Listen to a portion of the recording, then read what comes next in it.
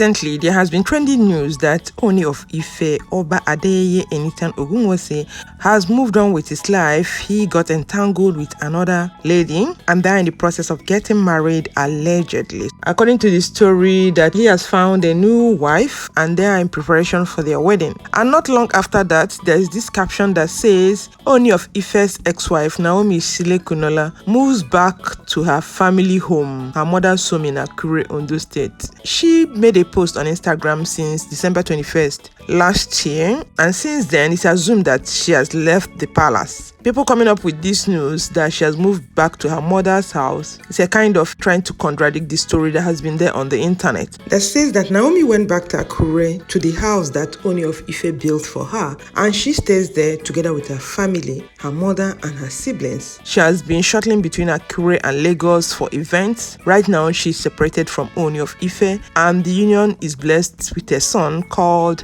Tadenikawo. The beautiful mother of one has distanced herself from traditional grips and has embraced cosmopolitan vibes on Instagram. No be small cosmopolitan life. The lady is balling online, especially on Instagram. Back-to-back pictures, photos, clean makeup. Her makeup artist is trying. She's just giving it to them hot, okay? Looking more beautiful as day goes by. One thing I can tell you is that in her post these days, she sounds very ecstatic. Right now, she's over the moon. I can feel her happiness. It's very palpable. And she expresses it in her posts. Like this one, she said, "Oh, my lady, thou art a mystery. Brother once said, even if you were all covered up and only your eyes left, the charm is in your eyes." Isn't that lovely? With several facial emojis depicting love. According to an insider, Naomi has gone through proper cleansing ritual and is now enjoying the company of a wealthy UK-based man. This story of Naomi's boyfriend has been there on the internet, but she has not said anything about it. She has not debunked it. She has not endorsed it either. So it's just there. People keep talking about it. Personally, I'm not sure who the wealthy UK-based man is. Naomi has been there minding her job as a prophetess. She has been shuttling between Akure and Lagos for some programs, for some events, also taking care of the son. So it seems like what Ifa priest has said has truly come to pass, because he made it clear that queen and king can go their separate ways, but before the queen must have something to do with a man, she has to undergo spiritual rites to free her from the marital rights of the monarch. So my question is, what if the person doesn't undergo these spiritual rites? What happens to the person? What happens to the woman? If she goes on and remarries without doing the rites, what happens? Just asking. Anyway, the insider also said that Naomi is not afraid of falling in love again since her celebrated ex-husband has moved on with his life. So barely 7 months after Olori Naomi announced her separation with Ooni of Ife via her Instagram post on her official Instagram handle, the monarch appears to have found a new love again, according to the story, and the reports have it that Oba Enitan Adeyeye Ogunwusi is planning to marry Marian Anako, administrative manager of Nest Oil. She is a native of Ebira, ethnic group in Kogi State. It's so interesting how the Ooni of Ife is so detribalized. He can marry from any part of the country.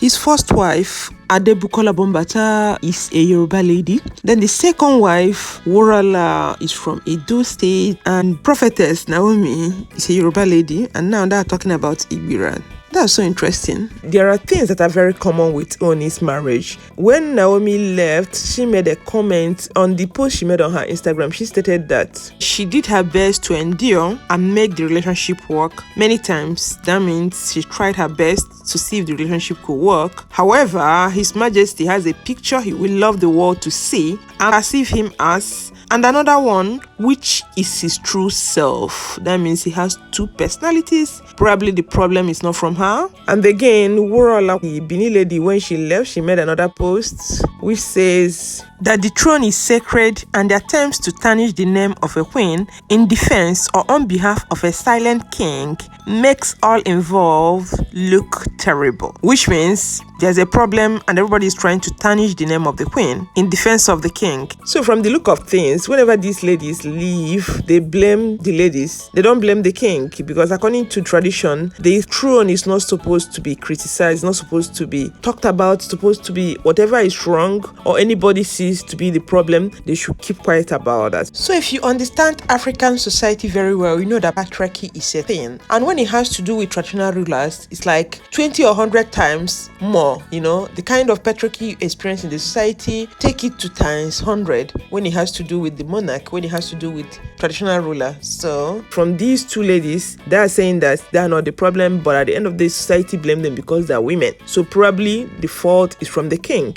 So the king should try and look inwards and understand what is happening in his kingdom and find a way to solve the problem before the next one comes, so that it will not be business as usual, it will not be separation as usual. According to the story, they said that the lady has been of immense help to Ooni as a result of this, and this must have endeared her to him, that the alleged new wife had vowed to be the monarch's last wife.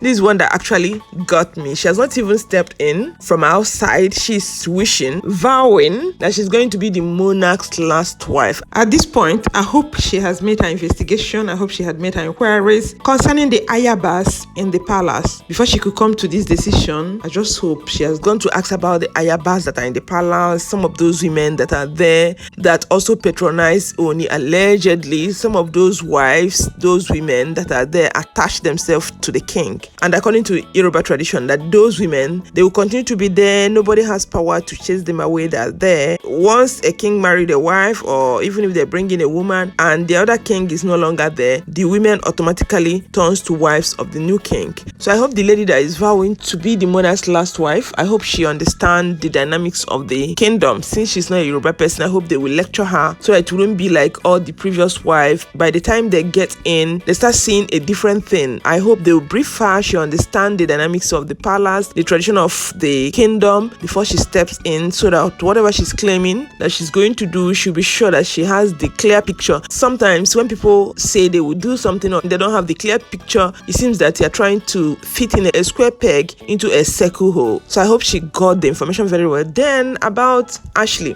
who has been all over the place, all over the palace, who was the one allegedly instrumental to the exit of Prophetess Naomi. I hope she's back to her place. She knows what is happening. But right now, I thought she would have been the next queen. But from the look of things, it seems that from what the story is saying, that she has a child already, that somebody with a child, king cannot take the person as his wife. So it's like, that's what is happening. I hope she knows about this marriage that's about to take place. Not when the lady comes in, all of them, they'll be there to spoil the marriage. Okay, I'm just saying. Then Ooni has to stand up and take over the leadership of his own. He has to declare what he actually wants. He has to make it clear to the next coming wife, next coming queen, what he wants. And sources claim that the family introduction was secretly done in February 2022 and nobody heard about it. Can this be real? Anyway, there is no smoke without fire. For any gist to be out on social media, there must be something that people have seen and they're talking about it. While the wedding ceremony is slated to hold in